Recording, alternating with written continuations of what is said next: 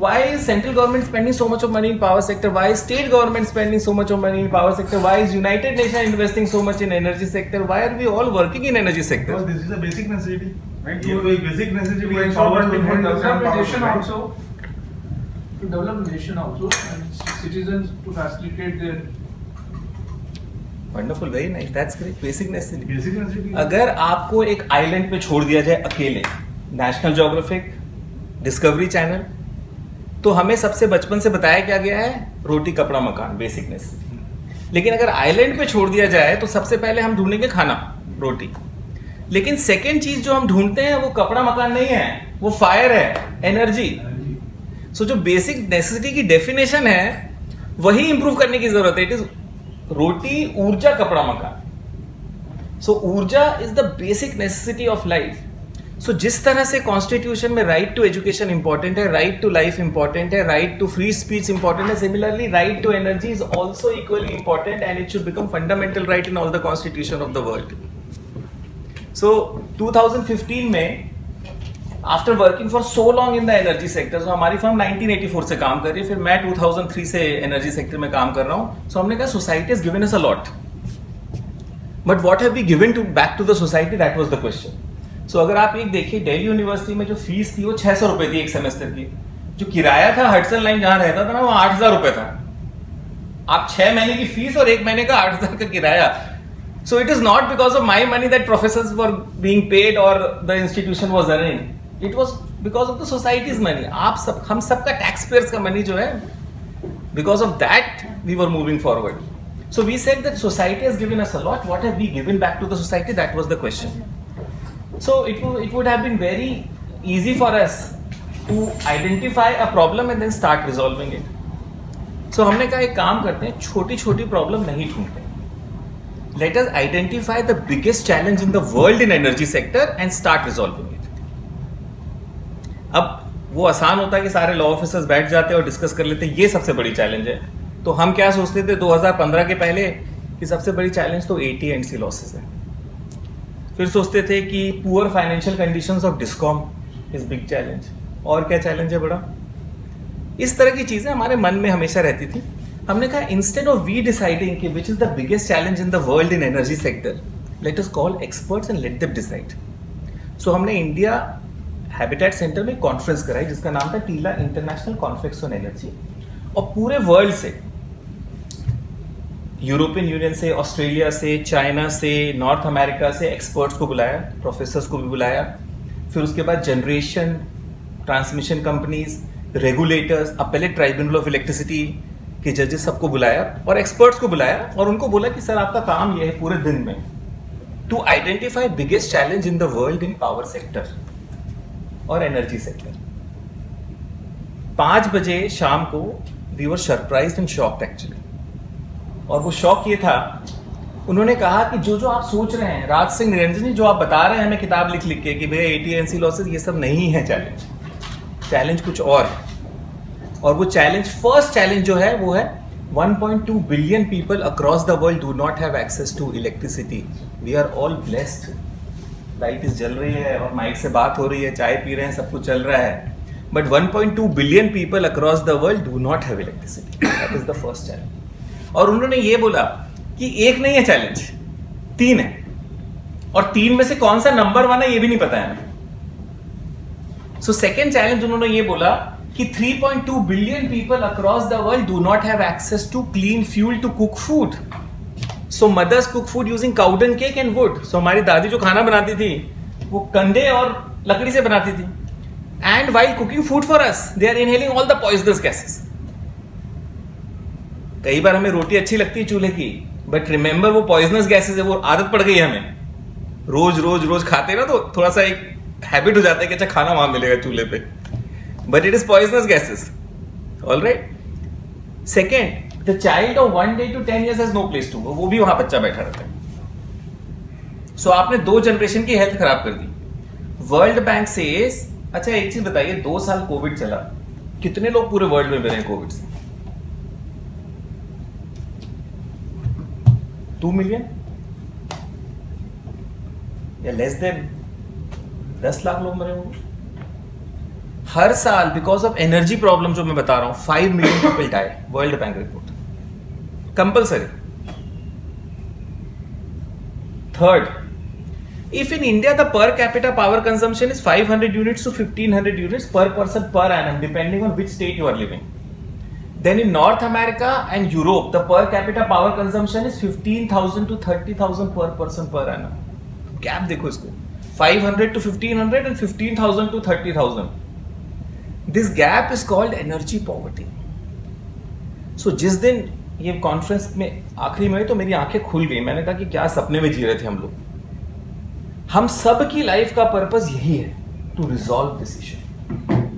If we can provide access to electricity to every person, that our goal is achieved and it will not be done alone. Everybody has to come up, हर चाहे वो lawyer हो, चाहे engineer हो, चाहे कोई भी capacity में काम हो रहा है. And this is the purpose and this is the objective of power sector. उस दिन मुझे पता चल गया कि आत्मा क्या है पावर सेक्टर के, एंड देन स्टार्ट करा मैंने स्पीचेस देना. सो एक हमने फाउंडेशन बना दिया DGF, और हमने स्टार्ट कर दिया वर्क करना कि टू रिजॉल्व दीज चैलेंजेस. इसमें बहुत सारी एक्टिविटीज करी. एक एक्टिविटी में जो लड़कियां हैं उन्होंने बोला कि राइट टू एनर्जी भी फंडामेंटल राइट होना चाहिए. तो उन्होंने राइट टू एनर्जी डिक्लेरेशन बनाया बनस्थली विद्यापीठ में. हमारा एक कंपटीशन हुआ, मूड कोर्ट कंपटीशन, आपने सुना है कभी? तो हमने एक मूड कोर्ट कंपटीशन कराना शुरू करा जिसका नाम था टीला international moot court competition on energy and international law. पूरे वर्ल्ड से इनवाइट करा हमने लोगों को, लेकिन श्रीलंका और बांग्लादेश से है क्योंकि फर्स्ट भी स्टार्ट ही हुआ था कंपटीशन. तो उन्होंने लेडी लॉ स्टूडेंट्स ने उन्होंने एक डिक्लेरेशन बनाया, राइट टू एनर्जी डिक्लेरेशन. अब वो पूरे वर्ल्ड में डिस्कस हो रहा है, यूएन में भी डिस्कस होना शुरू हो गया है. ठीक है. सो जिस तरह से राइट टू हेल्थ इंपॉर्टेंट है, राइट टू एजुकेशन इंपॉर्टेंट है, similarly right to energy is also equally important. अब थोड़ा कॉन्टेक्स्ट समझ में आ गया हमको कि हम क्यों वर्क कर रहे हैं, क्या ऑब्जेक्टिव है, पर्पस है. Let us start our discussion. So क्योंकि you all are working in power sector, let us understand exactly as per electricity what is the meaning of power sector. Power sector means nothing but 5 things. 5 चीजें together is the power sector. So in future when you go out of the room you should be clear कि कोई power sector बोल रहा है तो ये है power sector. Generation of electricity, transmission, distribution, trading and supply of electricity, बस together this is power sector. लेकिन एनर्जी सेक्टर में एनर्जी की वैल्यू चेन में सारी चीजें कवर हो जाती हैं. So if somebody says what is energy sector, तो 10 चीजें. पावर सेक्टर में 5 चीजें, and power sector is a subset of energy sector.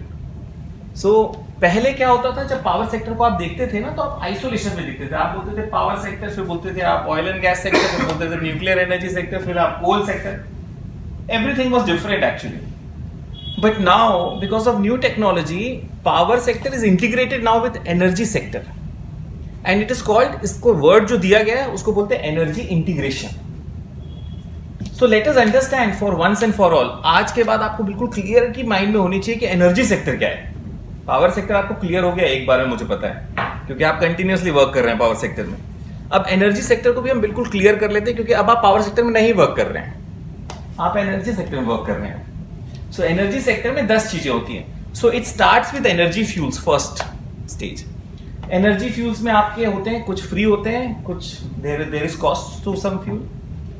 तो फ्री फ्यूल्स में कौन कौन से फ्री फ्यूल्स हैं? Solar, wind. कौन कौन सी कॉस्ट वाली है? Diesel, coal, gas, hydro absolutely. So fuel, energy fuels में कुछ फ्री हैं जैसे सोलर इरिडिएशन और आपका विंड, और कुछ कॉस्ट है जिसमें कि आपको ट्रांसपोर्टेशन करना है तो coal, natural gas, petroleum. Second stage पे आ गया generation of electricity. Third stage पे आ गया एनर्जी स्टोरेज.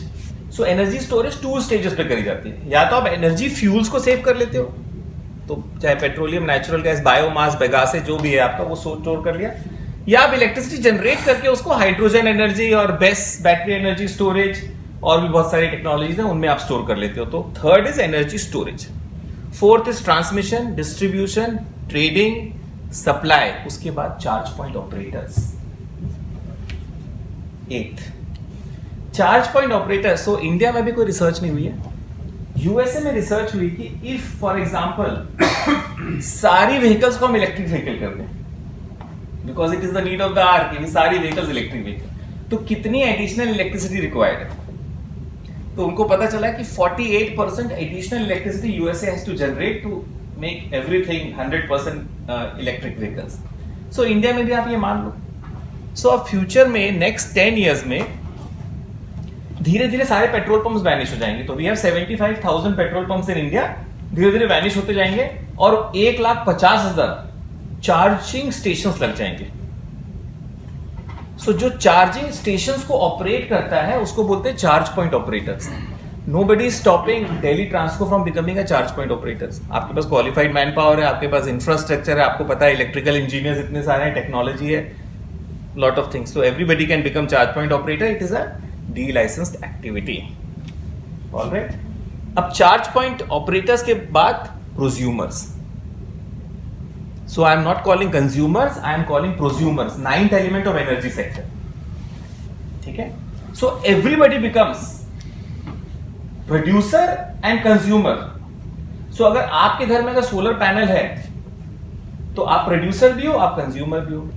और आपके घर में अगर अभी बैकअप बैटरी लगी है कि जैसे लाइट जाती है तो बैकअप बैटरीज होती है ना, क्या बोलते हैं उसको, इन्वर्टर्स लगा है, तब भी आप प्रोज्यूमर हो। आपके घर में अगर इलेक्ट्रिक व्हीकल है तब भी आप प्रोज्यूमर हो। ठीक है? सो धीरे धीरे everyone will become prosumer. And last component of energy sector is decommissioning, repurposing. So what will happen, जो हमारे प्लांट्स जैसे ओल्ड थर्मल प्लांट्स हैं तो वो रीपर्पसिंग होगा।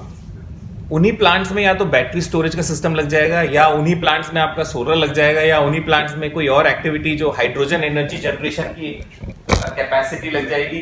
क्योंकि आपको फिर उसमें क्या है, उसमें आपको ट्रांसमिशन और इनके कॉस्ट आपकी, एक तो ट्रांसमिशन की कॉस्ट आपकी कम हो गई, बच गई, फिर आपका दूसरा जो मैन पावर की कॉस्ट बच गई, क्योंकि infrastructure and manpower is already there available, सिर्फ आपको रीपर्पसिंग करनी है अपने प्लांट्स को या इंफ्रास्ट्रक्चर को। तो ये नहीं होगा कि आप समझो कि वो बंद हो गया तो वहां पे पार्क बन जाएगा। पार्क बन रहा है वैसे, लेकिन मैक्सिमम केस में रीपर्पसिंग होगी एनर्जी सेक्टर की। और ऐसा नहीं है कि किसी की एम्प्लॉयमेंट खत्म होगी, ज्यादा लॉ ऑफिसर्स की जरूरत है, ज्यादा इंजीनियर्स की जरूरत होगी, क्योंकि इंफ्रास्ट्रक्चर बहुत कॉम्प्लेक्स हो जाएगा, तो you need more people in जितना ये जो अभी प्रेजेंटली जो स्ट्रक्चर है, इंफ्रास्ट्रक्चर है इस पर ऑल ओवर इंडिया या वर्ल्ड में, जैसे आप वर्ल्ड की बात कर रहे हैं, तो आप कह रहे हैं इतनी बैटरीज वाला सिस्टम हो जाएगा ये, तो ये क्या, मुझे लगता नहीं कि जो रिक्वायरमेंट है डे टू डे या ईयर टू ईयर, तो वो तो हमें चलता ही रहेगा, दैट वोंट बी वैनिश्ड। नहीं, क्या नहीं वैनिश होगा? इंफ्रास्ट्रक्चर जो अभी ट्रांसमिशंस हैं या जनरेशन स्ट्रेंथन होगा, बड़ा होगा इंफ्रास्ट्रक्चर। मैं भी कह रहा हूं ना, वैनिश बिसाइड्स टू दिस आप ये क्या, अभी तो एडिशन में चलेगा, फिर बाद में धीरे धीरे रीपर्पसिंग होगी। जब प्लांट की लाइफ खत्म हो जाएगी तो उसकी रीपर्पसिंग हो जाएगी। अगर प्लांट अगर 60-70 साल से चल रहा है, उसके टर्बाइन ढंग से नहीं काम कर रहे हैं, आप लोग एक काम करते हैं, इसको हाइड्रोजन एनर्जी का प्लांट बना देते हैं। जब एक्सेस ऑफ इलेक्ट्रिसिटी, सस्ती इलेक्ट्रिसिटी मिल रही तो हाइड्रोजन बना लो एनर्जी, और जब यू हैव महंगी, 50 साल लग जाएंगे करीब। सर 50 साल नहीं, 6 साल बोल रहा हूं मैं, आप देखो। Next fuel is hydrogen.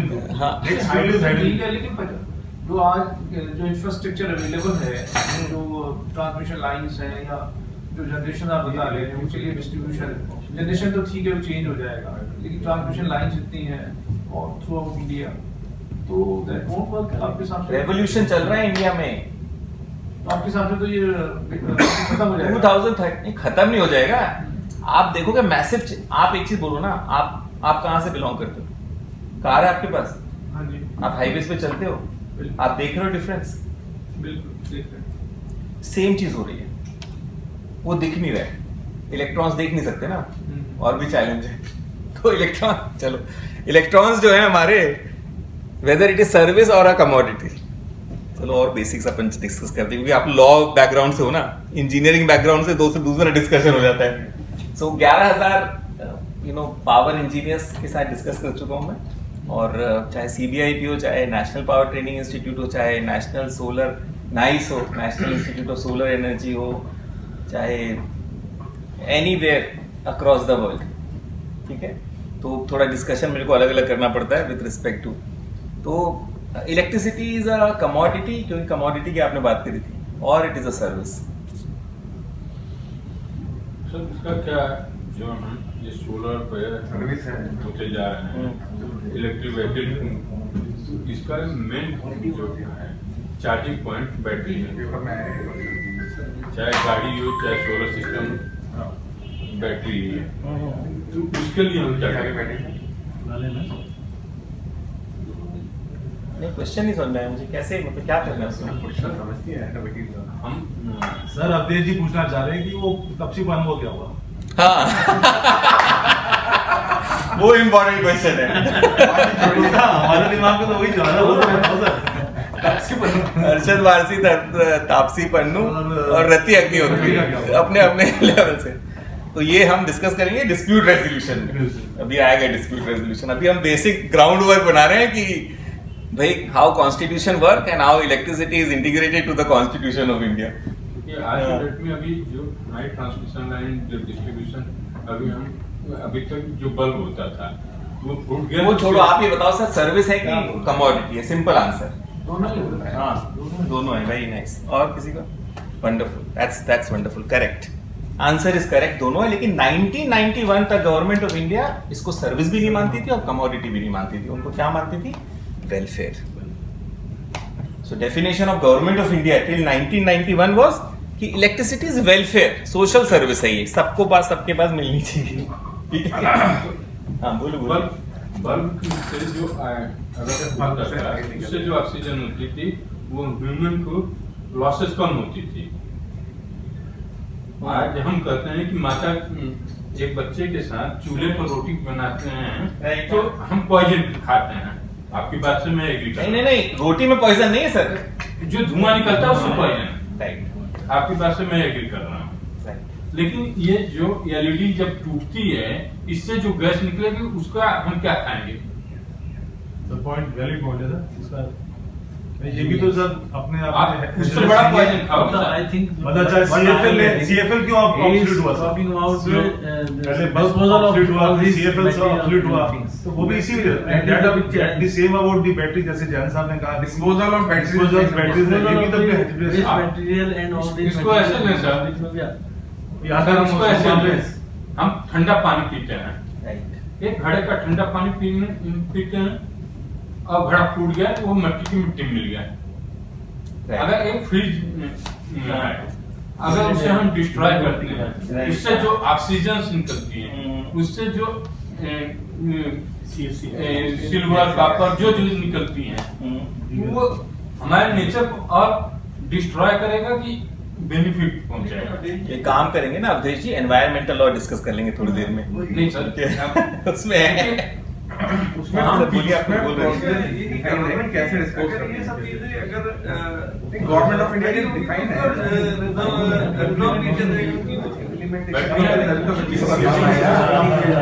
Electronic battery आप 5 साल चलेगी, 7 साल चलेगी, हम कहते 10 साल चलेगी। 10 साल बाद उसको कहाँ डिस्ट्रॉय करेंगे? अरे प्रोसीजर डिफाइन किया हुआ भारत सरकार ने।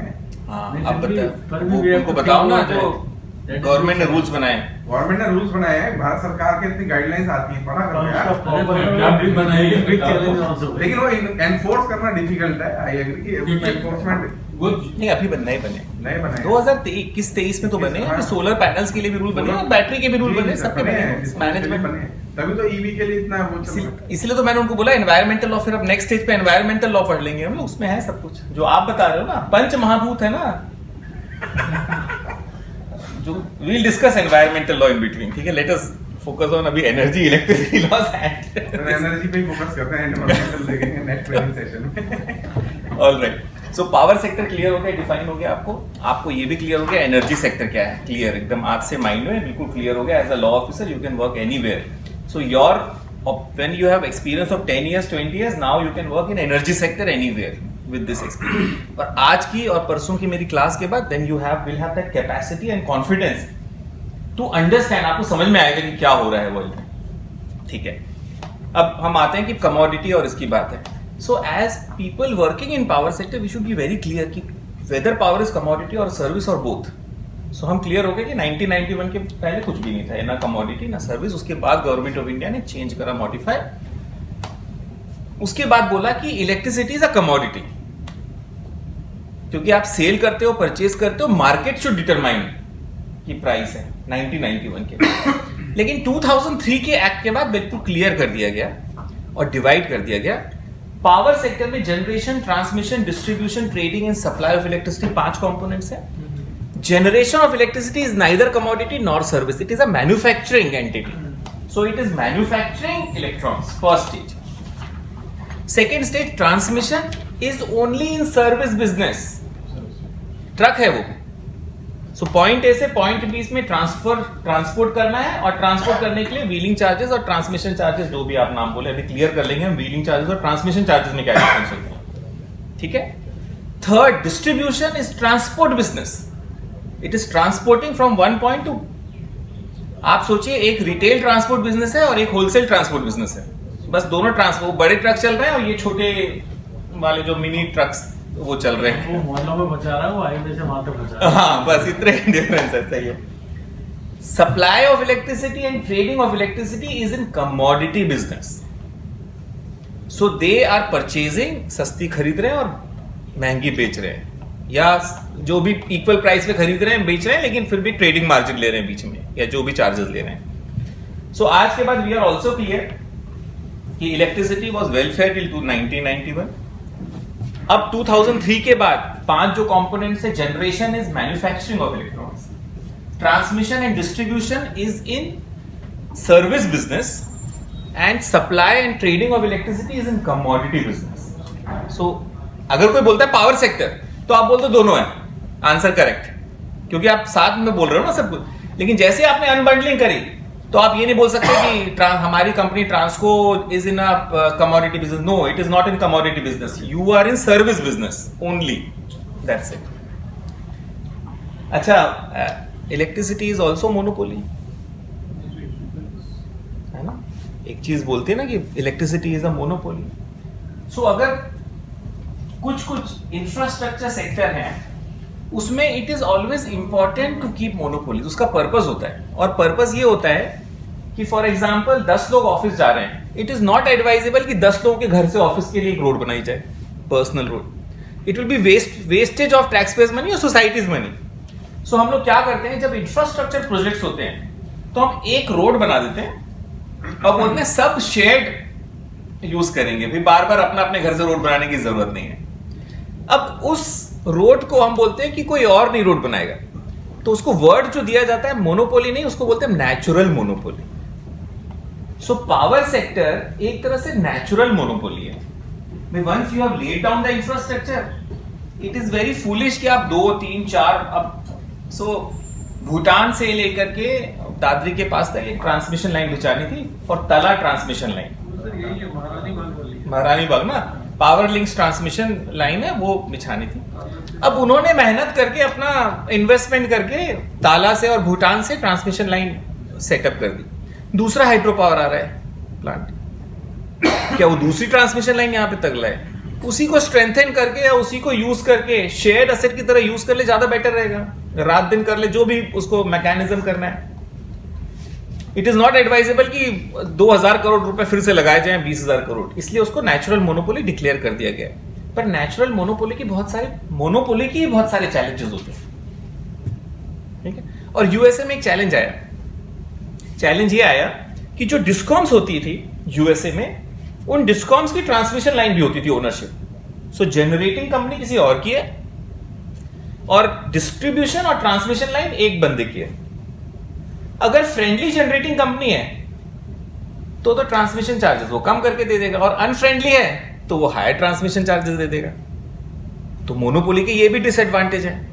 तो यूएसए की जो फेडरल एनर्जी रेगुलेटरी कमीशन है, उसने डिसाइड करा कि these monopolies have to be regulated monopolies, खुद नहीं डिसाइड कर सकती हूं भाई। मोनोपोली को कंट्रोल करने का रास्ता ये है, so that they work in the interest of the consumers, they have to be regulated, इसीलिए रेगुलेटरी कमीशन आते हैं। अच्छा, पावर सेक्टर में भी, क्योंकि you are from the power sector, it is important for all of you to understand power sector में भी कौन से कंपोनेंट मोनोपोली, कौन से कंपोनेंट ओपन कंपटीशन के लिए। ऐसा नहीं कि पूरा पावर सेक्टर मोनोपोली है। Few components of power sector are monopoly, few components are for open competition. तो आप अगर generation, transmission, distribution, trading and supply की बात करोगे, generation is open competition, there is no natural monopoly.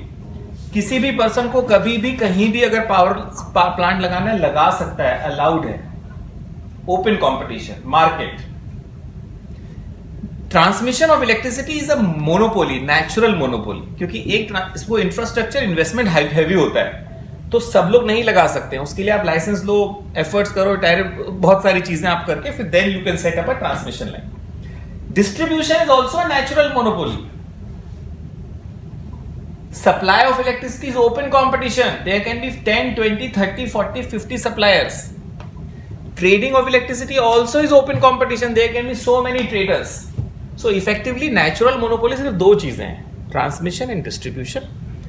Generation, supply and trading of electricity is open competition. So अब ground work हमारा तैयार हो गया है। हमें ये समझ में आ गया पावर सेक्टर क्या, हमें ये समझ में आ गया एनर्जी सेक्टर क्या, हमें ये समझ में आ गया नेचुरल मोनोपोली है। ये सब इलेक्ट्रिसिटी एक्ट में लिखा हुआ है, क्लियर है, ठीक है। अब क्वेश्चन ये आता है कि भाई आप लोग सब इतने पावर सेक्टर में वर्क करो, तो लोगों की एक्सपेक्टेशन है, आपके फ्रेंड्स हैं पूरे वर्ल्ड में, वो आएंगे, कॉल करेंगे और कॉल करके क्वेश्चंस पूछेंगे, बोलेंगे भाई मेघा, मैं आपका वो रिलेटिव हूँ कहीं का, मैं इन्वेस्ट करना चाहता हूँ सोलर सेक्टर में, विंड सेक्टर में, and they will expect you to advise them. So that basic understanding has to be there. अब उन्होंने मेघा से पूछ लिया कि मैडम मुझे ना 5 मेगावाट का सोलर प्लांट लगाना है, मुझे क्या लाइसेंस चाहिए, कौन से लाइसेंस चाहिए? तो कोई लाइसेंस चाहिए क्या? Yes. क्या चाहिए लाइसेंस?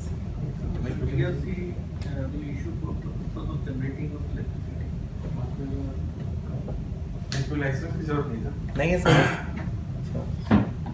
हाँ, क्या एडवाइस करेंगे मेघा जी? लाइसेंस की तो जरूरत नहीं है और सब्सिडी भी है इस पर, तो सब्सिडी भी। तो अब क्लियर हो जाते हैं कि अब मेघा जी से generation of electricity is a delicensed activity, no licence required. So आप तुरंत फोन पे जब पूछे आपसे तो आप बोलते रहे कि कोई लाइसेंस नहीं चाहिए भाई, लगा ले, नहीं लेकिन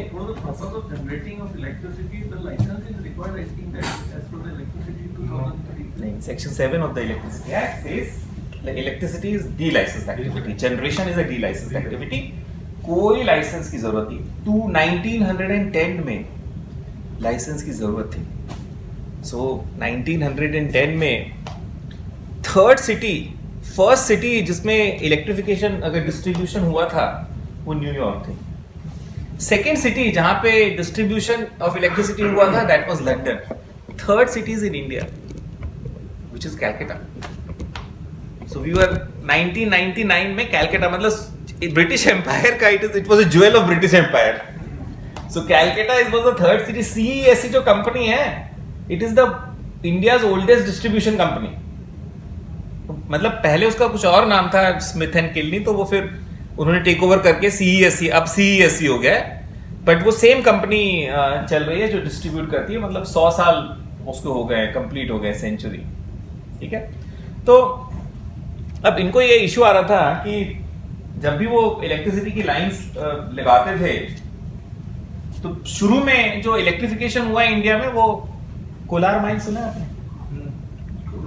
दार्जिलिंग चाय पी है आपने? दार्जिलिंग टी एस्टेट जो चाय जहां पे स्टार्ट हुई थी उसको, उस टी प्लांटेशन की सिक्योरिटी के लिए और वहां पे जो वर्कर्स रात में भी काम कर सकते, शाम को काम कर सके, उसके लिए सबसे पहला हाइड्रो इलेक्ट्रिसिटी पावर प्लांट लगा था, ठीक है। उसका नाम आप लोग गूगल में ढूंढिएगा। सेकेंड हाइड्रो इलेक्ट्रिसिटी प्लांट लगा था कोलार माइंस को लाइट देने के लिए, गोल्ड माइंस। सो आप जब सोना चांदी पहनते हैं तो समझिए इलेक्ट्रिसिटी का भी हाथ है उसमें, और जब आप दार्जिलिंग टी पूछते हैं तो ग्रोथ ऑफ टी इंडस्ट्री जो है उसका भी इलेक्ट्रिसिटी का बहुत बड़ा इंपॉर्टेंट रोल प्ले करा गया है।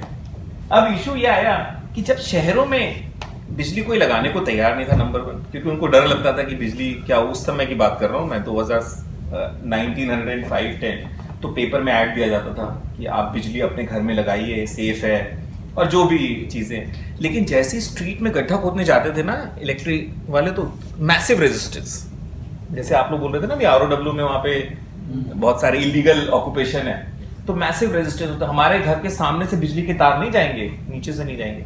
तो सरकार ने 1910 में एक एक्ट बनाया जिसको कहते हैं इलेक्ट्रिसिटी एक्ट 1910। इलेक्ट्रिसिटी एक्ट 1910 सिर्फ 2-4 चीजें बोलता है। वो ये बोलता है किसी को भी अगर इलेक्ट्रिसिटी का कोई भी काम करना है तो आप स्टेट, उस समय प्रोविंशियल गवर्नमेंट थी, प्रोविंशियल गवर्नमेंट से आप लाइसेंस ले लीजिए और आप generation, transmission, distribution, trading, supply जो भी आपका बने आप करिए। जितने गड्ढे खोदने आप गड्ढे खोदिए, काम खत्म आपका। ठीक है, सो 1910 में ये एक्ट बन गया। तो पूरे इंडिया में जिसको भी अगर चाहे जनरेशन का प्लांट लगाना है, चाहे ट्रांसमिशन या डिस्ट्रीब्यूशन जो भी करना है, वो आप 1910 के एक्ट से कर सकते थे। अब 1947 में भारत देश आजाद हो गया और सबसे पहला डेलीगेशन इंडिया का नेहरू जी ने कहां भेजा और क्यों भेजा वो इंपॉर्टेंट है, और सबसे ज्यादा इंपॉर्टेंस किसको दी वो भी इंपॉर्टेंट है। और सबसे ज्यादा importance the power sector. Power sector was like space sciences और न्यूक्लियर एनर्जी, इतना इंपॉर्टेंट था 1947 में। मतलब ये हाई एंड टेक्नोलॉजी थी। तो नेहरू जी ने बोला कि हमारी power industry should be equal to UK and USA. UK and USA were the top countries. वो वर्ल्ड वॉर हुई थी और वो they emerged as the super powers of the world actually. तो 2 डेलीगेशन भेजे गए, एक यूएसए भेजा गया, यूके भेजा गया, to study their power sector. तो जब डेलीगेशन वापस आया, फर्स्ट डेलीगेशन गए यूएसए यूके में इलेक्ट्रिसिटी पावर रिफॉर्म्स के लिए इंडिया में। तो उन्होंने बोला कि हमने सर, जो यूएसए डेलीगेशन आया उसने बोला सर हमने एक वैली देखी है जिसका नाम है टेनेसे वैली, और यूएसए की गवर्नमेंट ने एक एक्ट बनाया टेनेसे वैली कॉर्पोरेशन एक्ट 1930। और उन्होंने वो क्या कर रहे हैं, जो टेनेसे वैली जहां पे बहुत बाढ़ आती थी उनको उन्होंने डैम्स बना दिए हैं, और वो इलेक्ट्रिसिटी सप्लाई डिस्ट्रीब्यूशन भी कर रहे हैं, डैम्स में हाइड्रो इलेक्ट्रिसिटी पावर प्लांट लगा रहे हैं, और ये लगा। Massive report was given and government was happy and impressed. जो यूके से डेलीगेशन आया है उन्होंने बोला कि यूके में एक इलेक्ट्रिसिटी सप्लाई एक्ट है 1926 का, which is governing entire UK electricity market, and it is working very well actually. They have national authority also, and then electricity generation supply बहुत effectively चल रहा है। कॉन्स्टिट्यूशन बना नहीं है अभी आजाद हुआ है भारत देश 1947 में। सबसे पहले जो एक्ट पास करे पार्लियामेंट ने नहीं पास करे, नेशनल असेंबली ने, कॉन्स्टिट्यूएंट असेंबली ने जो शुरू के जो एक्ट पास करे, 2 एक्ट पावर सेक्टर के थे। One was Damodar Valley Corporation Act 1948, based on Tennessee Valley Act 1930 of USA. Second act was Electricity Supply Act 1948, based on UK Electricity Supply Act 1926. इतना important था। मतलब कॉन्स्टिट्यूएंट असेंबली ने constitution बनने से पहले हमारे इलेक्ट्रिसिटी के दोनों एक्ट्स निपटा दिए। ठीक है, अब 2 इंस्टीट्यूशंस क्रिएट करे गए for development of power sector in India, और वो 2 इंस्टीट्यूशन जो इलेक्ट्रिसिटी सप्लाई एक्ट में दामोदर वैली कॉर्पोरेशन एक्ट में अभी साइड में होता है, वो एक स्पेसिफिक एरिया के लिए बनाए गए हैं। वो स्पेसिफिक एरिया झारखंड और वेस्ट बंगाल, और आप लोग में से कोई है झारखंड का? क्या नहीं है कोई बात नहीं। तो वो उस एरिया के लिए थे, पर जो दूसरा एक्ट था इलेक्ट्रिसिटी सप्लाई एक्ट 1948 वो पूरे इंडिया में एप्लीकेबल था। इसमें 2 मेजर इंस्टीट्यूशन है, और उन दोनों इंस्टीट्यूशंस में एक institution is called the mother of the power sector in India और the Guru of the power sector in India, और उस इंस्टीट्यूशन का नाम है central electricity authority. So first institution was central electricity authority. Second institution was which was created is state electricity boards under electricity supply act 1948।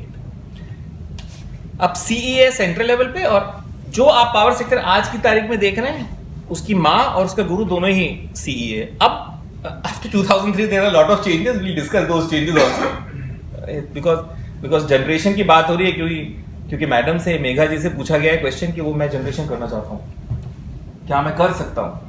अब मैंने बोल दिया कि डी लाइसेंस्ड है। अब इसमें कंफ्यूजन हो गया कि डी लाइसेंस कहाँ से हो गया, ये तो इतना इंपॉर्टेंट है। अमेरिका में डी लाइसेंस नहीं है, भूटान में डी लाइसेंस नहीं है, ऑस्ट्रेलिया में डी लाइसेंस, लेकिन इंडिया में डी लाइसेंस्ड है। Surprise. We are ahead of them in our laws. So हमारा क्या सुनना है? One nation, one law, one frequency, one grid, one price. One nation, one law, one frequency, one grid, one price, ये हमारा गोल है। ठीक है, चलिए। तो 1948 में ये डेवलपमेंट हो गया। अब there was massive rural electrification. देखो पहले जब 1947 के पहले जब इलेक्ट्रिफिकेशन बात हो रही तो मैंने क्या बताया कि कोलार माइन में हो रही है, फिर यहां पे हो रही है अपना टी स्टेट में। These are rich entities, people were not concerned. लेकिन 1948 में जब ये एक्ट बन गया और जब स्टेट इलेक्ट्रिसिटी बोर्ड सारे स्टेट्स में बन गए, सडनली रूरल इलेक्ट्रिफिकेशन बहुत एक्सपैंड कर गया। मतलब 1950s 60s में मैसिव रूरल इलेक्ट्रिफिकेशन हुआ गांव गांव, मतलब। लेकिन 1975 तक एक प्रॉब्लम आ गई। सारा पैसा जो गवर्नमेंट, स्टेट गवर्नमेंट्स लगा रही थी वो रूरल इलेक्ट्रिफिकेशन पे लगा रही थी, लेकिन बिजली तो है ही नहीं, जनरेशन वो लिमिटेड है। Rural electrification state electricity board करती जा रही है कंटिन्यूअसली। अब स्टेट इलेक्ट्रिसिटी बोर्ड ने सेंट्रल गवर्नमेंट को बोलते हैं कि हमारे पास तो हमारे गांव में ना इलेक्ट्रिफिकेशन हो गया है, लेकिन बिजली 1 घंटे के लिए आती है बस, या हफ्ते में। आप लोगों ने भी बचपन में कभी फेस करा होगा, बिजली की तो प्रॉब्लम है ही, ठीक, लेकिन मतलब इस तरह की इश्यूज थी। तो अब 1975 में देन सेंट्रल गवर्नमेंट डिसाइडेड कि भाई ये जनरेशन को हमें स्ट्रेंथनिंग करनी पड़ेगी and we need mega projects for generation. So 2 institutions was created, NTPC and NHPC, National Thermal Power Corporation, National Hydro Power Corporation, to make large interstate projects for generation of electricity. ठीक है, अब 1975 में वो institutions create हो गए और वो institutions अच्छे से वर्क करने लगे, कंटिन्यूअसली वर्क करने पड़े। उन्होंने मैसिव ट्रांसमिशन लाइन भी लगाए, साथ में न्यूक्लियर पावर कॉर्पोरेशन भी आ गया था जो स्पेसिफिक एरिया को देख रहा था, न्यूक्लियर पावर के एरिया को। एंड यूएसए से रिवर्स केस था। यूएसए में डिस्ट्रीब्यूशन कंपनीज के पास ट्रांसमिशन लाइन्स थी, ओनरशिप सेम थी। इंडिया में रिवर्स था, जनरेटिंग कंपनी के पास ट्रांसमिशन लाइन्स थी। So NHPC, NTPC, they were the owner of the transmission networks. 1990 में बहुत बड़ा चैलेंज हो गया इंडिया के साथ। They were doing, power sector was doing well, but challenge ये हो गया कि यूएसएसआर डिसइंटीग्रेट हो गया। मैक्सिमम फॉरेन एक्सचेंज जो इंडिया का आता था वो 1990 में यूएसएसआर से आता था। अब यूएसएसआर 15 कंट्रीज में डिवाइड हो गया, तो सडनली जो फॉरेन एक्सचेंज जो हमारे पास आता था, येन और डॉलर, वो बंद हो गया, स्टॉप, क्योंकि वो ट्रांजिशन फेज था उनका डिसइंटीग्रेशन का।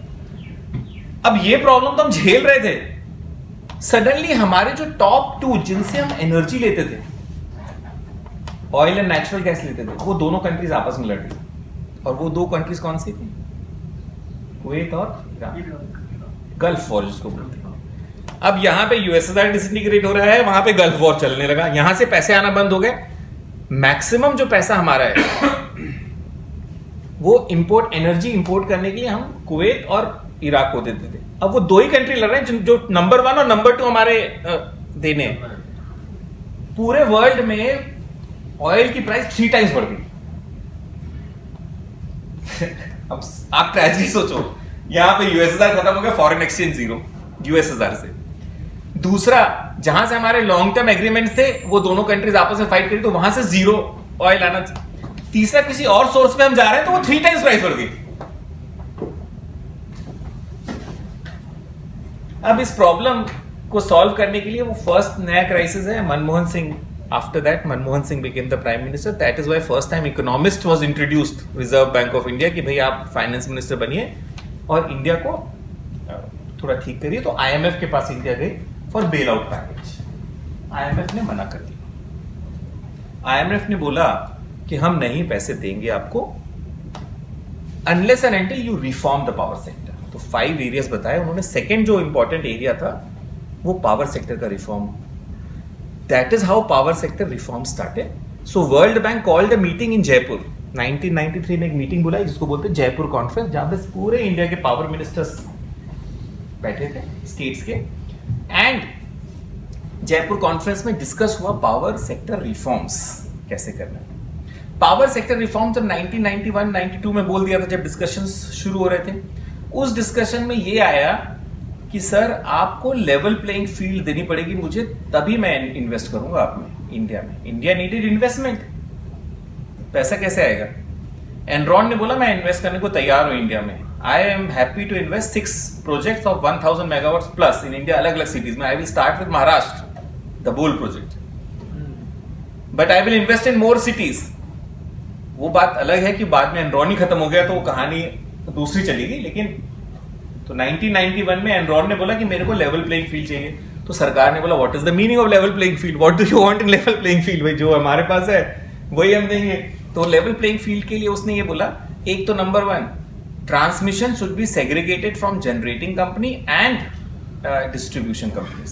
सो डिस्ट्रीब्यूशन कंपनी के पास तो ट्रांसमिशन था ही नहीं, हमारे पास तो कोई इशू नहीं था, लेकिन जनरेटिंग कंपनीज के पास ट्रांसमिशन था। एंड जनरेटिंग कंपनीज जो एनएचपीसी एनटीपीसी को वो अपना कॉम्पिटिटर मानती थी।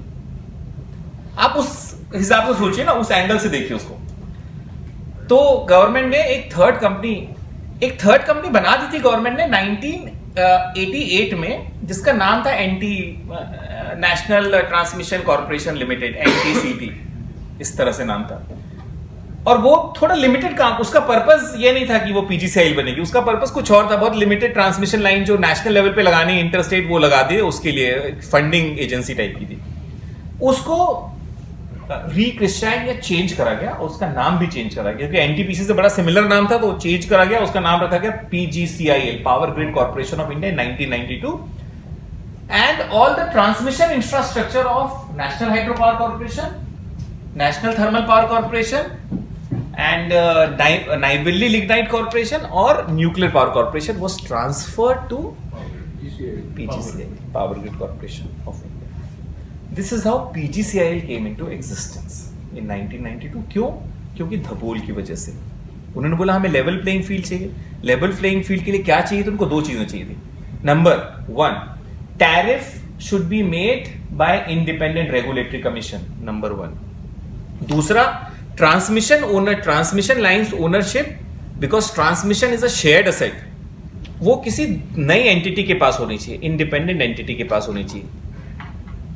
पीजीसीआई उनके पास नहीं होनी चाहिए, एनटीपीसी और बाकी कब। Generation and transmission should be segregated, 2 entities मांगी थी उन्होंने, तो पीजीसीआईएल बना के फर्स्ट काम खत्म कर दिया। दूसरा हो गया इंडिपेंडेंट रेगुलेटरी कमीशन। सो 1991 के पहले जो टैरिफ डिटरमाइनेशन होता था वो नेगोशिएशन बेसिस पे होता था। सो जनरेटिंग कंपनी उसको कम टू डिस्कॉम, वो ऑफिसर्स दोनों आपस में बैठते थे, नेगोशिएट कर लेते थे, यार मेरी इतनी प्राइस है और इतना मार्जिन लेना है, ये लेना है, तो ये हो गया। That is how. अब इसको चेंज करना था नेगोशिएटेड से, तो इमीडिएटली 1992 में इलेक्ट्रिसिटी सप्लाई एक्ट और इलेक्ट्रिसिटी एक्ट 2010 मैं 2010 बोलूँ 1910 समझ लेना, क्योंकि वो 2000 याद रहता है हमेशा। 1910 को अमेंड करा गया और प्रोवाइड करा गया 2 चीजें, पीजीसीआईएल अलग बन गई, दूसरा जो पावर्स नेगोशिएशन से जो डिटर्मिनेशन होता था टैरिफ, वो खत्म कर दिया गया। Now state governments will determine the tariff, and state government के जो पावर डिपार्टमेंट्स को, हम जिस तरह से आप एनुअल रेवेन्यू रिक्वायरमेंट देते हो डीईआरसी को, and then they determine, Transco भी एनुअल रेवेन्यू रिक्वायरमेंट दी है, तो डिस्कॉम और ट्रांसको एनुअल रेवेन्यू रिक्वायरमेंट दे दिया और आप उन्होंने टैरिफ डिटरमाइन कर दिया। सिमिलरली आप स्टेट गवर्नमेंट को अपना एनुअल रेवेन्यू रिक्वायरमेंट दोगे, वो टैरिफ डिटरमाइन कर देंगे। That was the amendment.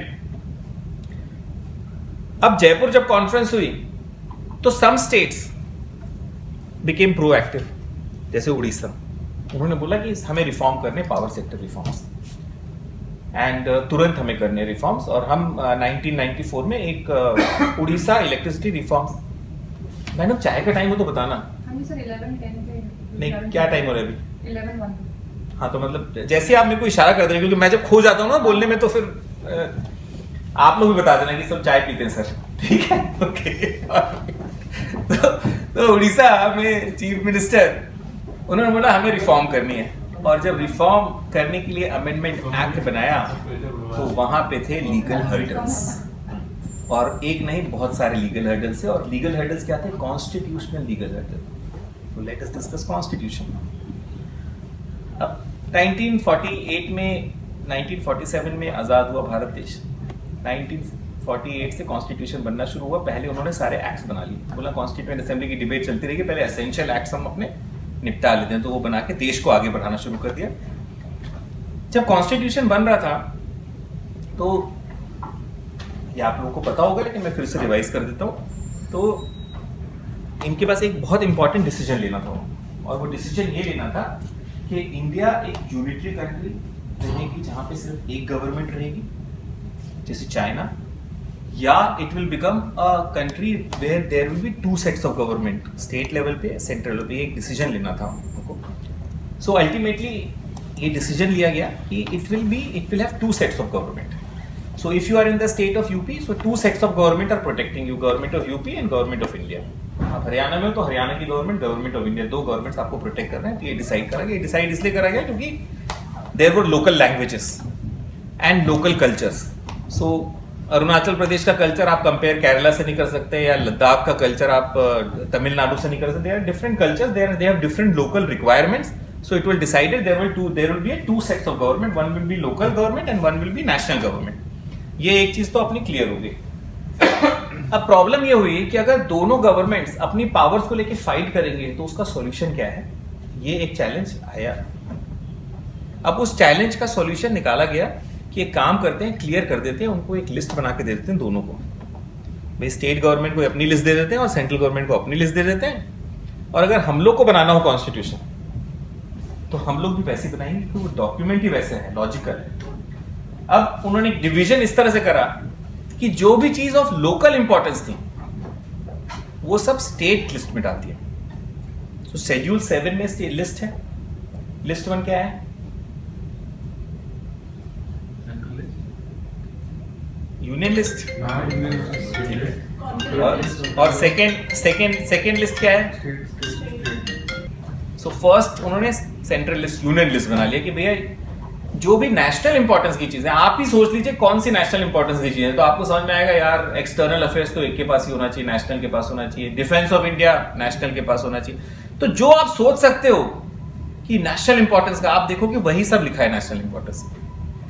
जो आप सोच सकते हो कोई लोकल इंपॉर्टेंस की चीजें हैं तो आप देखो कि लैंड, एग्रीकल्चर, ठीक है, लोकल इंपॉर्टेंस की चीजें, लॉ एंड ऑर्डर, तो उन्होंने बोला कि ये डिफेंस तो दे दिया सेंट्रल लिस्ट में और लोकल इंपॉर्टेंस में दे दिया। लेकिन इलेक्ट्रिसिटी को लेकर बहुत मैसिव लड़ाई, पार्लियामेंट डिवाइडेड, जो नेशनल असेंबली है, कॉन्स्टिट्यूएंट असेंबली डिवाइडेड थी इलेक्ट्रिसिटी को लेकर। कुछ कॉन्स्टिट्यूएंट असेंबली का मेंबर का कहना यह था कि प्रोविंशियल जो स्टेट्स हैं वो लाइसेंस देते आ रहे हैं तो स्टेट की पावर में आना चाहिए। कुछ कॉन्स्टिट्यूएंट असेंबली का कहना, मेंबर्स का कहना यह था कि नहीं, it is a high technology, it is a developing technology, it is like space science, तो इसको हमेशा सेंट्रल लिस्ट में जाना चाहिए जिससे फंडिंग ज्यादा हो सके। अब ये डिबेट चलती रही। Ultimately B R. अंबेडकर ने इसका सॉल्यूशन निकाला कि let us create a third list. Concurrent list की तो बात हो रही है, पर मेजर इशू जो आया वो इलेक्ट्रिसिटी सेक्टर में आया। उसके कारण एक major point of creating third list, जो कॉन्करेंट लिस्ट सर बोल रहे हैं, वो है इलेक्ट्रिसिटी, जिस सेक्टर में आप काम कर रहे हो। So third list was created and उस थर्ड लिस्ट में ये प्रोवाइड करा गया कि it will be joint responsibility, कि भाई सेंट्रल भी लॉ बना सकती है, स्टेट भी लॉ बना सकती है, तो और भी फिर चीजें ऐड कर दी गई, तो थर्ड लिस्ट बन गई कॉन्स्टिट्यूशन में। इस तरह से कॉन्स्टिट्यूशन हमारा आ गया। अब चैलेंज ये आया कि अगर स्टेट और सेंट्रल गवर्नमेंट दोनों ही लॉ बना देते हैं, और इलेक्ट्रिसिटी के लिए और भी क्लियर है तब, और उसमें डिफरेंस है, तो हाउ विल वी मैनेज। अब से फॉर एग्जांपल दिल्ली में आपका डेरा है, दिल्ली इलेक्ट्रिसिटी डेरा रिफॉर्म्स एक्ट 2000। इसी तरह 9 स्टेट्स में एक्ट है, और वो सिर्फ 9 स्टेट्स में एक्ट नहीं है, there are 18 state acts which talks about electricity dues recovery. Okay, then there are 14 acts which talks about electricity power sector undertaking nationalization। 1960s में 70s में कॉन्करेंट सब्जेक्ट है इलेक्ट्रिसिटी। अब प्राइवेट पार्टी सारी electricity का काम कर रही थी, तो various state governments made electricity power sector nationalisation act. उन्होंने क्या करा, उसको प्राइवेट एंटिटीज थी उसको एब्जॉर्ब कर लिया स्टेट इलेक्ट्रिसिटी बोर्ड में, नेशनलाइज कर लिया, तो वो एक्ट्स भी एप्लीकेबल है। फिर उसके बाद जो इलेक्ट्रिसिटी के ड्यूज जो नहीं पे नॉन पेइंग पेमेंट और ड्यूज होता था, तो ड्यूज रिकवरी के लिए 18 स्टेट्स ने एक्ट बनाए, वो भी इलेक्ट्रिसिटी एक्ट है। उसके अलावा भी और भी कुछ है, मैं अभी इलेक्ट्रिसिटी ड्यूटी पे नहीं जा रहा हूं, electricity duty is a separate subject. फिर उसके बाद जब 1993 में जयपुर कॉन्फ्रेंस हुई, उसके बाद स्टेट्स ने स्टार्ट करा इलेक्ट्रिसिटी रिफॉर्म्स एक्ट बनाना। तो उड़ीसा ने सबसे फर्स्ट बनाया 1994-95 में। अब फिर हम वही प्रॉब्लम पे आ जाते हैं।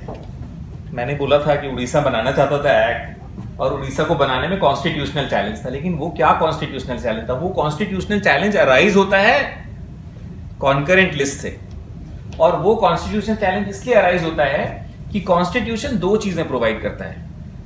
अभी किसी भी स्टेट में आप हैं, आप अगर हरियाणा स्टेट में हैं, क्योंकि कॉन्करेंट लिस्ट में इलेक्ट्रिसिटी एक्ट लग रहा है, तो आपको हरियाणा इलेक्ट्रिसिटी रिफॉर्म्स एक्ट भी रखना पड़ेगा अपने पास, आपको इलेक्ट्रिसिटी एक्ट भी अपने पास रखना पड़ेगा। दोनों एक्ट आप अपने साथ रखेंगे और दोनों को साथ में अप्लाई करेंगे। साथ में अप्लाई करते वक्त आपको 2 प्रिंसिपल्स या 3 प्रिंसिपल्स अप्लाई करने हैं क्लियरली। मैं रिवाइज कर देता हूं, आप लोग सब लॉ ऑफिसर्स हैं, आपने सब पहले भी पढ़ा होगा, but for the sake of understanding, भाई अब 10 साल आप लोगों को 10-15 साल हो गए हैं पढ़े हुए, और जैसे सर मैडम ने बोला और सर ने बोला कि ट्रेनिंग की कमी है, तो एक रिविजन हो जाता है। तो दोनों एक्ट को आपको रख के अप्लाई करना है, नंबर 1। और जब दोनों एक्ट को रख के अप्लाई करेंगे, सबसे फर्स्ट प्रिंसिपल जो आपको अप्लाई करना है वो है doctrine of harmonious construction. So दोनों एक्ट्स को अप्लाई करना है, दोनों एक्ट्स इक्वली इंपॉर्टेंट। सेकेंड जो प्रिंसिपल है, let us assume there is inconsistency between electricity act and डेरा, और मे बी जिस स्टेट में आप काम कर रहे हैं उस स्टेट में इलेक्ट्रिसिटी एक्ट में इनकंसिस्टेंसी है। उस इनकंसिस्टेंसी के टाइम में आपको दूसरा प्रिंसिपल अप्लाई करना है, उसका नाम है doctrine of eclipse. Doctrine of eclipse का मतलब ये होता है कि जितना पोर्शन स्टेट एक्ट का इलेक्ट्रिसिटी एक्ट से इनकंसिस्टेंट है, सो अगर स्टेट एक्ट में 40 सेक्शंस हैं, इलेक्ट्रिसिटी एक्ट में 144-155 सेक्शंस है, जो भी सेक्शंस है, अगर एक सेक्शन इनकंसिस्टेंट है तो वो एक सेक्शन अप्लाई नहीं होगा, वो एक्लिप्स हो जाएगा because of electricity act. So second principle हो गया आपका डॉक्ट्रिन ऑफ एक्लिप्स। ये इशू आया कोर्ट के पास और लीगल ओपिनियन आया, तो मध्य प्रदेश मध्यांचल विद्युत वितरण निगम लिमिटेड की एक पिटीशन डिसमिस कर दी Madhya Pradesh electricity regulatory commission. ठीक है, now it wanted to file a appeal as per Madhya Pradesh Vidyut Sudhar Adhiniyam 2000। Appeal will go to Madhya Pradesh high court, लिखा है उसमें, ठीक है। But as per electricity act 2003 the appeal will go to appellate tribunal of electricity.